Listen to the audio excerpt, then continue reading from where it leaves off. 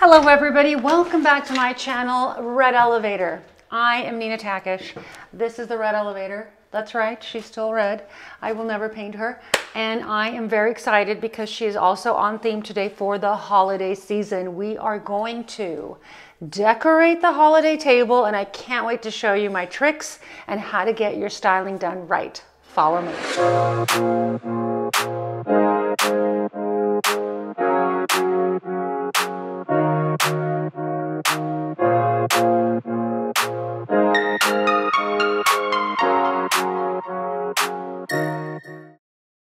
As you can see, it is holiday time here in my home, as it is in yours.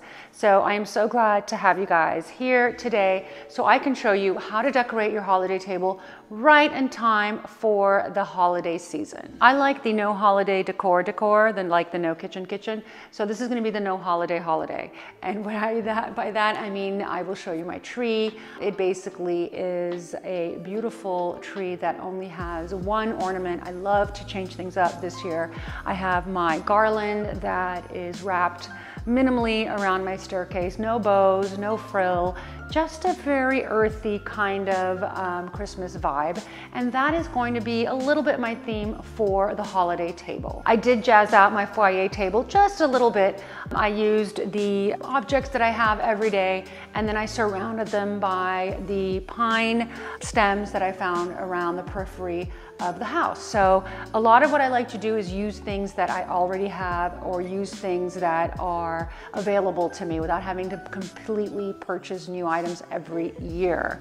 So again, nutcrackers I've had, votives I own, and of course the pine trees that live around this neighborhood. So for my holiday table, I decided to step outside of the boundaries of the red and the green and just stick with beautiful garland. And in fact, I'm going to be introducing some red grapes. So Saturday evening, we're doing a Santa gift exchange at my home with my closest friends. Everyone's been tested for COVID and therefore we can be around one another.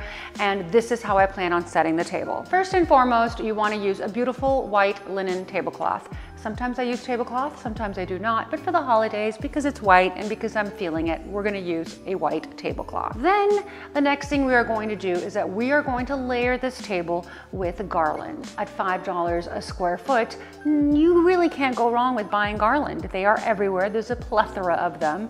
It's not hurting the environment because these trees and these garlands were made for the holiday season. They're grown for the purpose of the holiday. So feel no shame in buying your garland and set the garland along the middle of your table. Don't be shy and over garland. I like to over garland the garland, and I like to have as much greenery as possible. The next thing I do is that I sporadically place pine cones over the garland without any order whatsoever. The key is never to overthink it. Sometimes you can just throw it and not think it, because what makes design good and what makes things look extra good is when there isn't uniformity. So in design, when you're doing a table and you're putting flowers or you're putting garland, kill the uniformity and the symmetry and go with something a little bit wild. So you guys have heard me talk about this last year or the year before. I collect these beautiful reindeers. These are brass reindeers from 60s, 70s. They're very, very old. And again, they live in my Christmas boxes and they come out every year. And every year I use them differently. This year I have them on my foyer table, and then I'm also going to place them on my holiday table. As you can see, I am placing them over the garland sporadically, mommy, baby, the doe, the deer, in no particular order.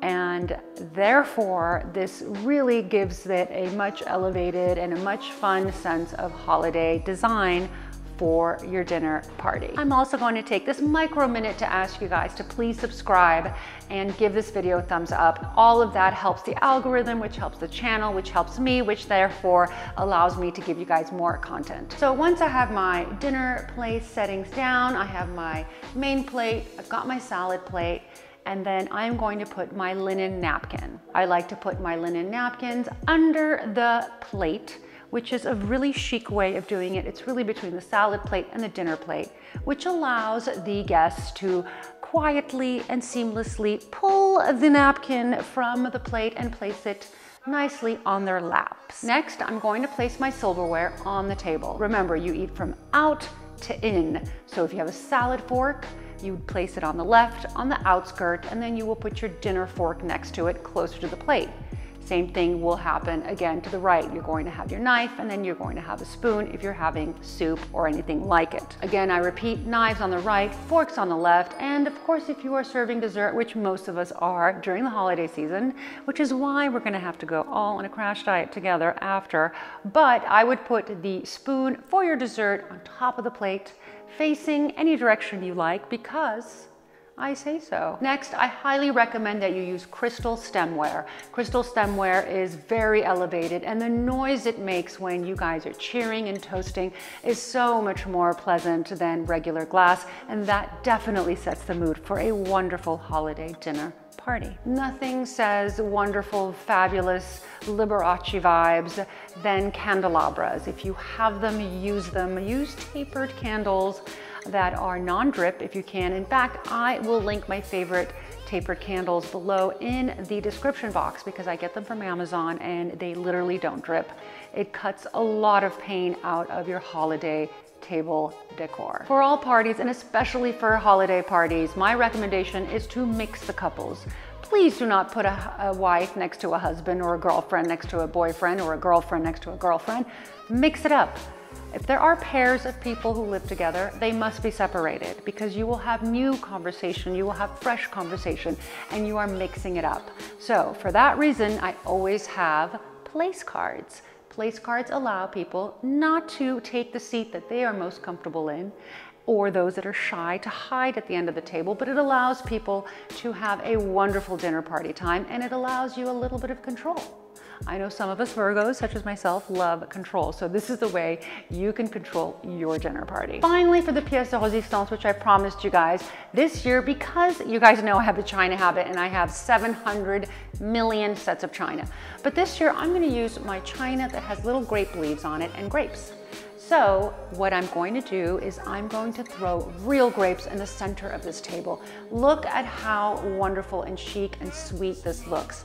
These little grapes, some of them are falling off and some of them are basically rolling onto the tablecloth, and they look so cute and they look so sweet. They're next to the reindeer, they're on top of our foliage, and they really bring an air of sophistication to the table.